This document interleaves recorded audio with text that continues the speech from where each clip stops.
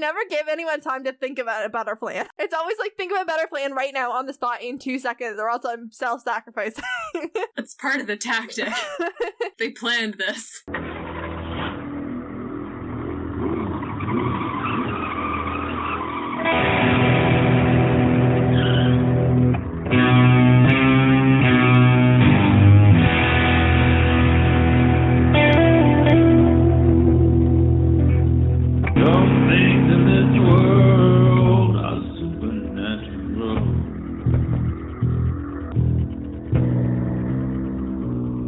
My name is KJ, and you're listening to the Supernatural Opinions podcast, where some things in this world are supernatural. My pronouns are she, they, and this is the podcast where I talk to my fellow Supernatural fans about Supernatural, and we share our Supernatural opinions. Today we're recapping Season 2, Episode 8, Crossroad Blues, which originally aired on November 16th, 2006, and here to help me do that are my guests this week, Meredith, Abigail, and Jenn. Meredith, remind everybody who you are. Hi, I'm Meredith. My pronouns are she and her, and once again, this podcast is tricking me into doing research for my historical fiction class. Yay, we love some overlap.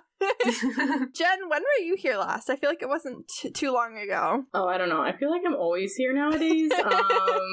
When was I last here? Ooh, I don't remember. Was it last week? It might have been last week. It might have been last week. I don't know. This is like the Hotel California right now. It means you can never leave. Yeah. Jenn, you were here 2 weeks ago.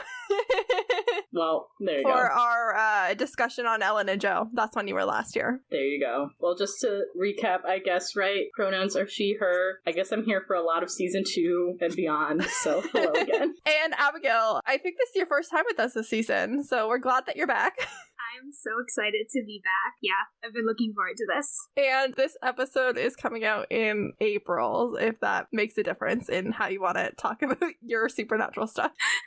It actually does, a little bit. Yeah, my name is Abigail, my pronouns are they, them, and I also run a supernatural podcast. At the time of recording, we are called Driver Picks the Podcast. At the time that this episode's going to come out, we are gearing up for a bit of a rebrand and a name change, so we may be using a different name, but we will have all of that in our, when KJ links it in it'll the show be correct. Yeah, it'll be correct. Editing KJ will make that make sense.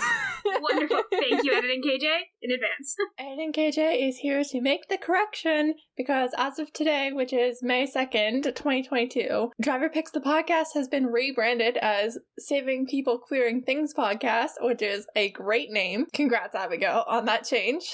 And I'll give the socials at the end of the episode. This week's episode will contain spoilers for this episode and may reference previous episodes of Supernatural, but won't contain spoilers for later episodes. This week's episode is titled Crossroad Blues, and that's a reference to the song by Robert Johnson, who is featured in this episode, and he went from allegedly untalented to the best blues musician of the time, leading to rumors that he had sold his soul, compounded by his death at age like 27. He was also in an episode of Timeless, like Wow. H.H. Holmes. Eric Kripke is very consistent.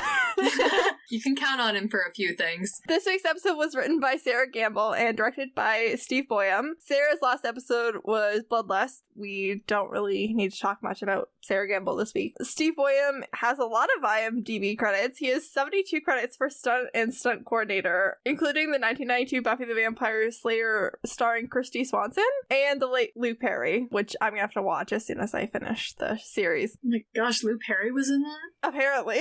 Wow. He's also got some acting credits, including an episode of the original Walker, Texas Ranger, and his directing credits include an episode of Season 2 of The Boys, 7 episodes of Black Sails, and 9 excellent cream of the crop episodes of Supernatural, 2 of which in the beginning and The Song Remains the Same are about to be under some pretty heavy scrutiny because they deal with the young John and Mary Winchester, and as the Winchesters goes into production, those episodes are going to be put to the test. This guy is, like, versatile. Like, man, that's a lot of different things. Yeah, he's done all sides of the camera, basically. He also directed The End, which is, like, the Endverse episode, and Swan Song, which is the season 5 finale that was almost the series finale. So, welcome Steve Boyum to the pod. He's got range. I feel like my favorite part of The End was the directing. So yeah, we'll be talking about him again in the future, at least 8 more times.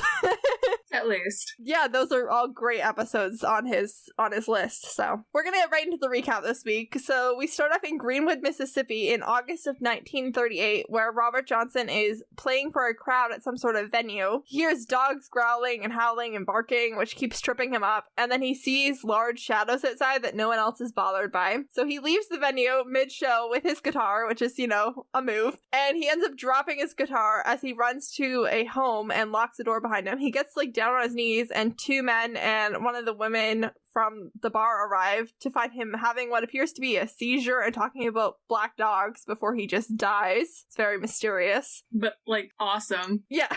It sucks for him, but it's a great scene. Yeah, it's really well done. Very, cinematic. And then, cut to present times. Sam is looking up Dean's photo in the FBI database. Dean is very unbothered. He compares himself to Dillinger, who's a gangster during the Great Depression. Dean is very excited about this. Yeah, almost I know, too I excited. love this scene.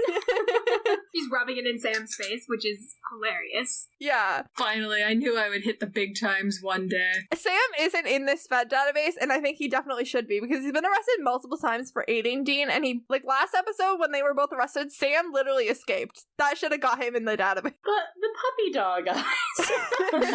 They can't put his picture there. He would be too dangerous. People would want to help him. Detective Diana also, was covering for them in that particular town, so, they were kind of covered, but... I wonder if... That particular town. You mean the city of Baltimore? Like a bustling city? Right, I forgot it was Baltimore. Good morning, Baltimore. Oh, thank It's you, either Meredith. that or The Shape of Water, right? Sam and Dean are in town investigating the death of Sean Boyden, who reported seeing black dogs before falling from the roof of his high-rise building, a building that he himself designed. And Sam's like, there's some vague black dog lore, and Dean's just, making crude jokes because he's Dean, and why not? And so they decided they're going to go visit Sean's business partner, who's a little bit bitter about Sean's success. A lot, considering that, Sean's dead. Tone it down. Yeah, I think some perspective might be in order. Yeah. You're still alive. A man died, sir. He says that Sean was a genius, but 10 years ago he was just a bartender at a shitty bar, could hardly design anything, and then overnight he just, grew some genius, which I'd like to do at any time, please. Just not like this. Yeah, not this route, preferably. Yeah, KJ, careful what you wish for. The business partner muses that true geniuses seem to die young, but he can't imagine anyone throwing away that kind of talent, which is a little bit narrow-minded in the sense that success does not directly translate to happiness, but okay, guy. Yeah, come on, dude. He's like, I can't imagine, dying by suicide and being so talented. I'm like, this guy could have other things going on in his life that, make his success not that worthwhile, but okay. Seriously, so many celebrities have died because their lives just sucked otherwise. Sean's business partner is played by Alex Honovic, and he is on Supernatural 2 more times after this, including as the wrestler, I believe Gunnar Lawless, I think. I didn't finish the sentence in my notes that said which wrestler he was. Oh my gosh, that guy who always plays a really burly Russian? Yeah. I need to rewatch this episode. Sam waits in the car while Dean is flirting with Carly, the 23-year-old secretary at Animal Control. I'm really glad that he clarified that she was 23, just, to make sure that we're all, good and legal. Even though we didn't see Carly, I'm just glad that we know that she was an adult.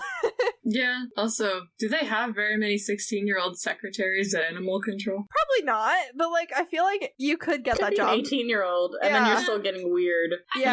That it's she's over 20. That still Yeah. makes me way more comfortable. And she seemed very into it. Dean also Yeah. spends a lot of time talking about her breasts in particular. He really, provides details on them, and, I don't know. I just feel more comfortable knowing that she's, a full-ass adult. Yeah. Carly gives Dean her MySpace address, and Sam is really amused that Dean doesn't know what MySpace is, and I think it's wild that this 15-year show, was on during this, rapid social media, explosion, because, MySpace was launched in 2003, and then from, 2005, 2009 was, the largest social networking site in the world. That Dean doesn't know about It surpassed anything about. Yahoo and Google in 2006. It feels Yeah. like Dean is playing up the I don't know what this is. I don't buy that he doesn't know what MySpace is. Yeah, and I don't know. I Yeah. feel like maybe he's also trying to play up the fact that Sam's the computer one. Sam's computer is very integral to his identity. He's the computer guy in their family, and I feel like Dean's just trying to be nice. Or maybe it's like, I've heard of MySpace before, but I have no idea what it is, and at this point I'm too afraid to ask. It's part of Sam's normal life that he knows what MySpace is, and Dean doesn't have that. Yeah. Yeah, I don't know. I feel like Dean's probably someone who like hunt and pecks as like a typer. I can picture that. You know, he's trying. Now I'm picturing him with like old man glasses, like tapping away with an iPhone. I'm doing my best, Sammy. He only uses Bing. He doesn't use Google. He only Anyway, uses whatever's okay, automatically installed. Like, Yeah. he's not that new updating anything. No, Why are you laughing at me for using Explorer? it's fine. Whatever computer he has is already just like viruses anyways. It's fine. It's all that porn. Yeah. Sam and Dean go to all the names on the list of anyone who's called and complains that might be a black dog fitting the description of what Sean saw. And that's when they go to the home of Dr. Sylvia Perlman, who isn't home, but her maid's home to answer some questions. And they don't give the maid a name. Like, she just doesn't have a name this whole scene. It's fine. I mean, probably. They asked her who she was, and she says, I'm the maid, and she didn't provide more details. Alright, in that context, maybe giving a name would have been nice. They also could have asked. Like, the boys could have asked for her name. You're here for 3 seconds, but your rights are important to us. Dean finds a photo of the doctor on her fridge at Lloyd's, which is the same bar where Sean Boyden was a bartender. The maid is very proud of the doctor, who is the youngest in history to be made chief surgeon, a job she got about 10 years ago. And then we flip to the doctor. She's in a motel room, not having a good time. She's very clearly frightened, and the motel clerk comes by looking for her to, like, pay for another night, and she is, like, hallucinating his face, doing weirdness. Just bad times for her. I have a question about, like, she's wealthy enough to have a maid, but she's at a really shitty motel. Oh my god, like the worst motel. Like, why? Like, do you think that's less conspicuous? Like, I don't Probably, understand like- her choices here. The boys wouldn't stay at this motel. She's running away. No one's She's going to running look for her away, there. but I feel But she's running true. from a But I feel dog, like how like- far did she go? Well, Yeah. also, if she doesn't Is want to it be still in found town? by other people, then, But she's I don't know, not maybe she running doesn't from want to be people. found by her peers Who knows? as well. Also, aesthetic. yeah. It's just my go-to answer. The boys would think twice about staying in this motel. It's so bad. They're like a connoisseur of motels, though. They have experience with these things. But they only stay at shitty ones. Like, 3 stars is like a huge upgrade for them in season 12. Like, they hear 3 stars and they're like excited about it. Sam and Dean go check out Lloyd's, which is in the middle of nowhere. Not another building in sight. No one's drinking out here because no one can get home. I bet you calling a cab out there costs like $1 zillion. Drinking and driving isn't cool. Like, no wonder this bar is not doing like big business. It's like not conveniently located to anything. It's just got the vibe. It needs to be out in the middle of the wilderness. Yeah, it's just asking for drinking and driving. Dean notices some yellow flowers on the side of the road, which, you know, is important because Dean would never just notice flowers if they weren't important. That's not his thing. Sam says that the flowers are yarrow and they're used in summoning rituals, and Lloyd's is conveniently located at a crossroads. It's the only thing it's convenient to. I mean, it's pretty convenient that it's like the middle of nowhere because digging up the middle of the road in a city would be very difficult. Yeah, that is true. I want to know who built this place. They had an agenda. Yeah, that's my thing. Is like, it's in the middle of nowhere. Nobody was just coming here to like drink on purpose for any other reason. It's at a crossroads. Somebody planted yarrow. Yeah. The boys dig up this intersection and nobody's around to ask questions while they do it. They find some cat bones, graveyard dirt, and they're like, yeah, that's how you would summon a demon. Why is it always cat bones? Just leave the cats alone. They've done it before, I guess. Ooh. I mean, Sam's immediately like, it's hellhounds, and then Sam says they're like demonic pit bulls, and I'm like, speaking of the animal slander. Yeah, come on. No more cat bones and no more talking crap about pit bulls. Yeah, my Sammy loves dogs, and once again, Supernatural needs to cool it with the pit bull slander. Dr. Perlman is continuing to have a bad time. A hellhound comes through her window and just starts shredding her. It's a vision. It is. Yep, get a treat for that in hell. And then we're back in Rosedale, Mississippi, 1930, and Robert Johnson is making his demon deal while the song Crossroad Blues plays. And you'll notice that only adds up to 8 years. I don't know why they decided to tack 2 years on here for Robert Johnson to make this demon deal, but okay, I guess. Maybe he was mean and they got spiteful. Someone wasn't paying attention when they were using the whiteboard to plan this episode. Yeah. Yours is better. Yours is better. They lost 2 years somewhere. They're like, just get him now. Oh, crap. The demon who appears here is actress Christy Lang, who played Taylor in Hookman, Laurie's roommate who dies. Yay. Oh, justice for Taylor. I'm so sad about that episode. Justice for Taylor, but not justice for Maid Marian, who she played in Once Upon a Time, because we all hate Maid Marian. All right, then. It's not even Maid Marian's fault at all. It's like she doesn't really deserve to be hated, but we still hate her. Okay, this sounds important to you. Okay, just like I have my thoughts.